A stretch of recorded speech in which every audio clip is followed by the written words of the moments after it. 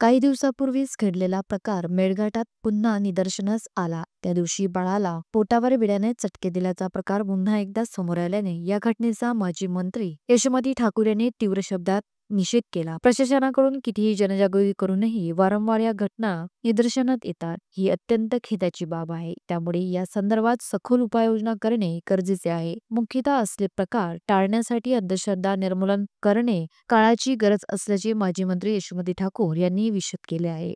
अतिशय धक्कादायक घटना आहे की एक काही दिवसाच्या असलेल्या 22 दिवसाच्या असलेल्या बाळाला जवळपास 39 चटके देण्यात आले। खरं मेळघाटमध्ये हे कालांतरानं काही दिवस लोटले की परत अशी एखादी केस येत असते। भूमिका हा जो प्रकार आहे हा अंधश्रद्धेवरनं त्या ठिकाणी मोठ्या प्रमाणात मेळघाटमध्ये त्या समाजामध्ये प्रचलित आहे।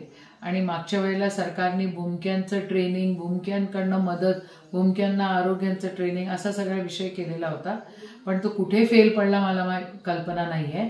पण या सगळ्या गोष्टीवर एकीकडे आपण चंद्रावर जायचे, घर बांधायच्या गोष्टी करतो आणि दुसरीकडे आपल्या पृथ्वीवर या ठिकाणी आपल्या देशामध्ये, आपल्या महाराष्ट्रामध्ये आदिवासी भागामध्ये ही भूमके अजूनही अंधश्रद्धा वाढवत आहेत। तर याच्यावर सरकार काहीच करताना दिसत नाहीये, याचं आश्चर्य मला वाटतं।